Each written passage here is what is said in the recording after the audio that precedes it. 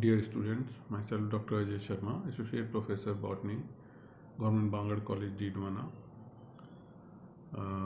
Volvox हम पढ़ रहे थे, जनरल इंट्रोडक्शन, इसके बाद एसेक्सुअल रिप्रोडक्शन तक हमने पढ़ लिया था।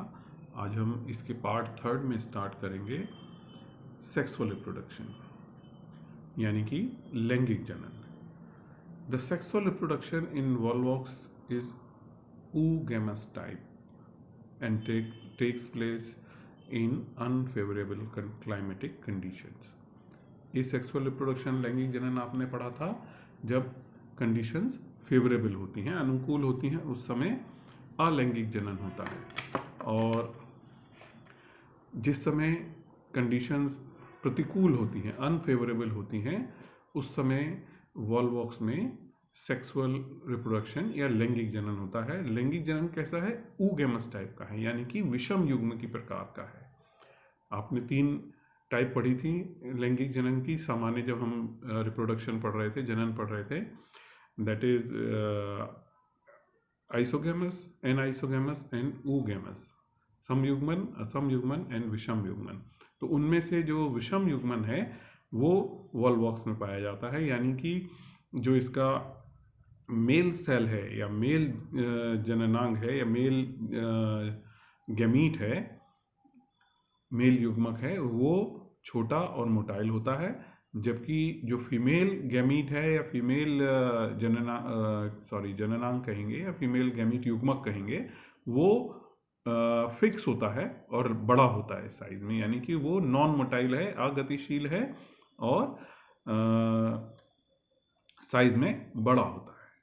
इन सम स्पीशीज ऑफ वॉलवॉक्स, जैसे वॉलवॉक्स ग्लोबेटर, आर मोनोशियस और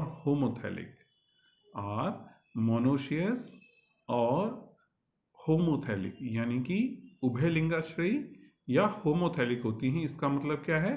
एंथ्रीडिया और ऊगोनिया दोनों एक ही कॉलोनी में विकसित होते हैं। जब दोनों नर और मादा जननांग एक ही प्लांट के ऊपर पाए जाएं, एक ही कॉलोनी में, यहाँ वॉलवॉक्स है तो वॉलवॉक्स कॉलोनियल है तो हम कॉलोनी बोलेंगे, तो वॉलवॉक्स की कॉलोनी में पाया जाए, एक ही कॉलोनी में, तो ऐसी स्पीशीज क्या कहलाती हैं? मोनोशियस या होमोथैलिक कहलाती हैं, उभयलिंगाश्रयी कहलाती हैं। Other Volvox species, that is Volvox rousseletii, are dioecious और हेट्रोथैलिक, यानी कि कुछ जातियां जैसे वॉलवॉक्स रोजल्टाई, वो कैसी है? डायोशियस है, एक लिंगाश्रयी है या हेट्रोथैलिक है। यानी कि डायोशियस का मतलब क्या हुआ? Antheridia and oogonia develop on different colonies. Oogonia और जो एंथ्रीडिया है, यानी कि दोनों जननांग, नर और मादा जननांग, दोनों अलग अलग कॉलोनीज के अंदर विकसित होते हैं, यानी कि एक कॉलोनी नर हो गई और दूसरी कॉलोनी मादा कॉलोनी हो गई। स्पीशीज आर यूजुअली प्रोटेंड्रस, यानी कि antheridia matures before oogonia. Protandrous उन कॉलोनीज को कहते हैं जिनमें जो नर जननांग एंथ्रीडिया है वो मादा जननांग ऊगोनिया से पहले विकसित होता है, पहले डेवलप होता है, पहले मैच्योर होता है। But some species are protogynous, यानी कि ऊगोनिया एंथ्रीडिया से पहले मैच्योर हो जाता है। कुछ जातियां कैसी होती हैं जिनके जो प्रोटोगाइनस हैं, वो उनके अंदर जो ऊगोनिया है वो एंथ्रीडिया यानी कि मादा जननांग नर जननांग से पहले विकसित हो जाता है, मैच्योर हो जाता है। वॉलवॉक्स ऑरियस, वॉलवॉक्स की एक जाति है Volvox aureus, is mostly dioecious, यानी कि एक लिंगाश्रयी है, but sometimes it can be monoecious, लेकिन कभी कभी ये उभय लिंगाश्रयी भी हो सकती है, मोनोशियस भी हो सकती है, पाई जाती है। Reproductive cells mostly differentiate in posterior part of colony. ये आपने शुरू में पढ़ा कि जो कॉलोनी का पश्च भाग होता है वहाँ पर ही जननांगों का निर्माण होता है। These cells enlarge loose flagella and are called gametangia। जो कोशिकाएं इस लैंगिक जनन में भाग ले रही हैं, वो कोशिकाएं साइज में बड़ी होने लगती हैं, इनलार्ज यानी कि साइज में बड़ी होने लगती हैं। लूज फ्लैजला, उनके फ्लैजला गिर जाते हैं। इनको क्या बोलेंगे हम? गैमिटेंजिया। ठीक है, गैमीट बनने हैं तो युग्मक धानियां बोली जाएंगी। गैमिटेंजिया इज युग्मक धानी। The male reproductive cells are called antheridia और एंड्रोगोनीडिया। जो नर जनन कोशिकाएं हैं उनको एंथ्रीडिया या एंड्रोगोनीडिया कहा जाता है। And female reproductive cells are called oogonia और गायनोगोनीडिया। जो मादा जननांग है या जनन कोशिकाएं हैं उनको oogonia या गायनोगोनीडिया कहा जाता है। ठीक है, androgonidia male and gynogonidia female कहलाती हैं। Development of antheridium. अब सबसे पहले हम पढ़ेंगे एंथ्रीडियम का विकास। The development of antheridium starts with formation of antheridial initial और androgonial cell mostly in posterior part of colony. इसका विकास कहाँ से शुरू हो रहा है? जहाँ पर पहले मतलब जो पोस्टीरियर पश्च भाग है कॉलोनी का, जो कोई सेल डिफ्रेंशिएट होनी शुरू हुई। कैसे डिफ्रेंशिएट हुई? उसके फ्लैजला गिर गए थे। और आगे ये बात आएगी, मैंने पहले भी बताया कि जननांग को क्या होता है कि वो साइज में बड़े होते हैं और उनके फ्लैजला गिर जाते हैं।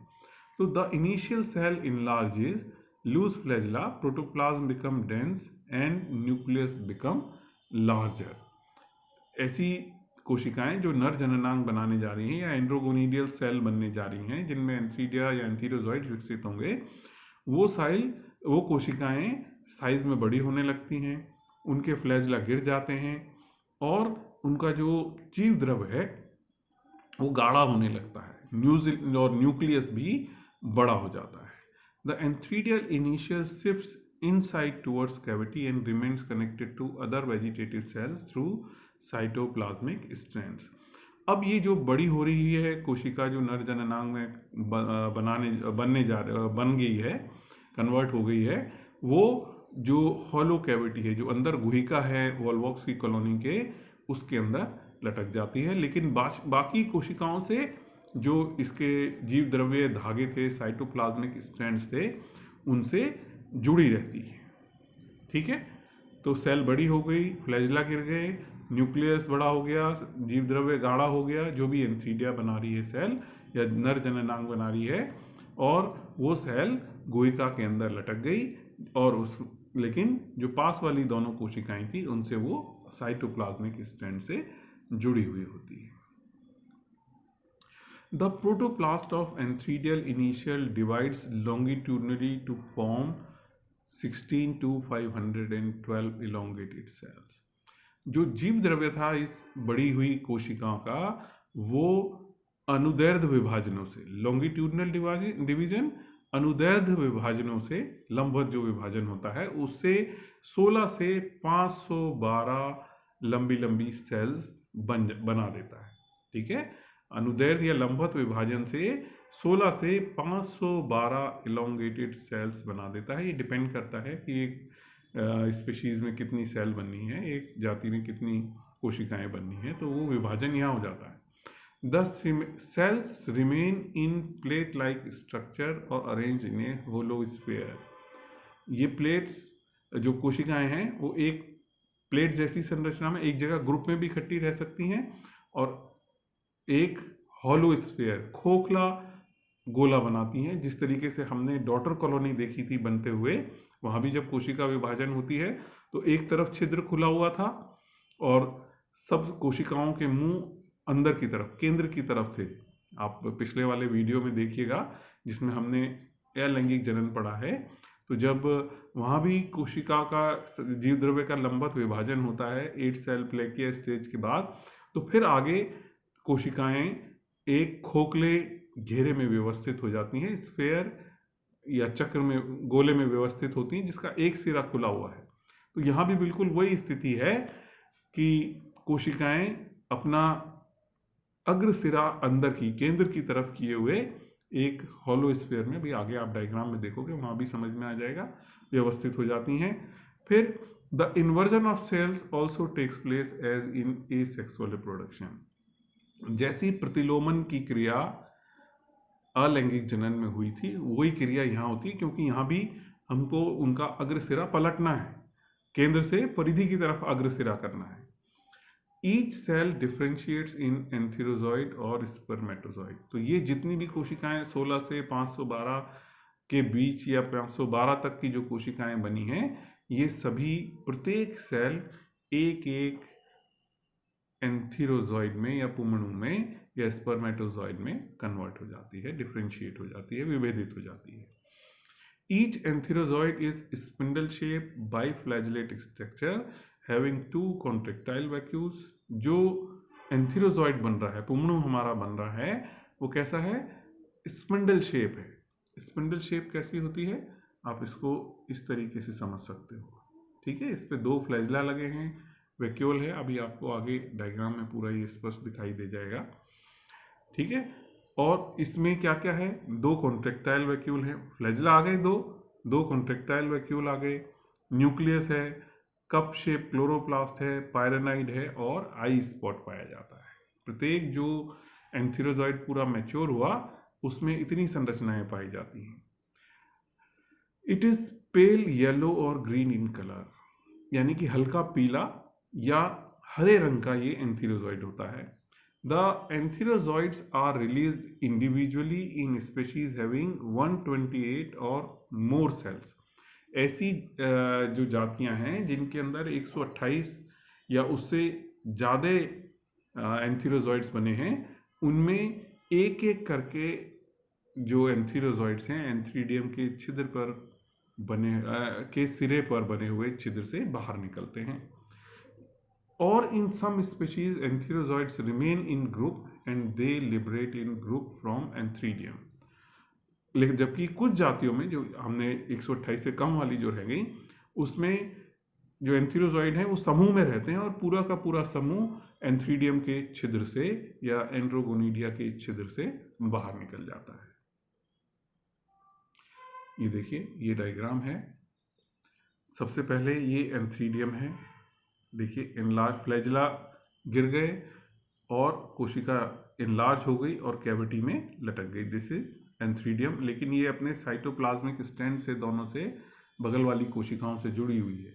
अब इसमें ये देखिए, लंबवत विभाजन हुआ, 2 सेल बनी. ऐसी लंबवत विभाजनों से 16 से लेकर 518 सेल्स तक डिवाइड हो जाती हैं. अब देखिए, इनका एसेक्सुअल रिप्रोडक्शन की तरह से सबका अग्रसिरा यहाँ है. ये स्फेयर बन गया पूरा गोला और इसका एक सिरा खुला हुआ है. तो यहाँ पर क्या हुआ? इन्वर्जन हुआ.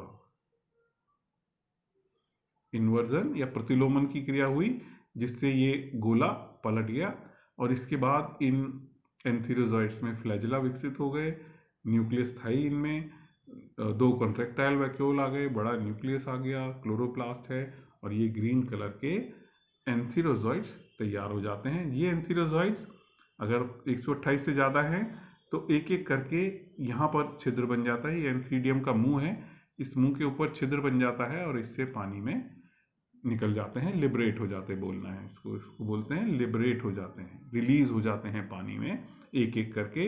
या कुछ जातियों में जिसमें कम थे, समूह में रहते हैं, तो पूरा का पूरा समूह इस एंथ्रीडियम के छिद्र से बाहर निकल जाता है. इसके बाद डेवलपमेंट ऑफ ऊगोनियम. ऊगोनियम का विकास. The oogonium also differentiate mostly in posterior side of the colony. क्योंकि जो जननांग बनने हैं, आप जानते हैं, वो पूरी कॉलोनी के पश्च भाग में बनते हैं, तो उसमें से ही ऊगोनिया का निर्माण होता है. वहाँ भी क्या होता है कि सबसे पहले फ्लैजिला गिरेगा. ठीक है, फ्लैजिला लॉस्ट हो जाएगा उस कोशिका का. ऊगोनियल वो इनलार्ज होगी कोशिका, न्यूक्लियस उसका बड़ा हो जाएगा और प्रोटोप्लाज्म गाढ़ा हो जाएगा, और उसका जो आई स्पॉट है और पायरेनाइड वो आई स्पॉट जो है वो तो डिसअपियर हो जाएगा, वो लुप्त हो जाएगा और उसमें पायरेनाइड्स की संख्या बढ़ जाएगी. द मैच्योर ऊ स्फेयर और ओवम इज राउंड और फ्लास्क शेप स्ट्रक्चर. जो मैच्योर ऊगोनियम या स्फेयर बना या ओवम एग बना है, एग ओवम, वो कैसा है, फ्लास्क शेप स्ट्रक्चर है, क्योंकि वो कैविटी में लटक गया ना, तो कैविटी में लटकने के बाद एक ही गोला है, उसके अंदर एक ही पूरी संरचना है अंदर, इसमें विभाजन नहीं हो रहा है, तो वो नीचे की तरफ लटक जाता है, उसको फ्लास्क शेप संरचना से बोलते हैं। The egg is uninucleate structure, the beak of flask shape oogonium function as receptive spot.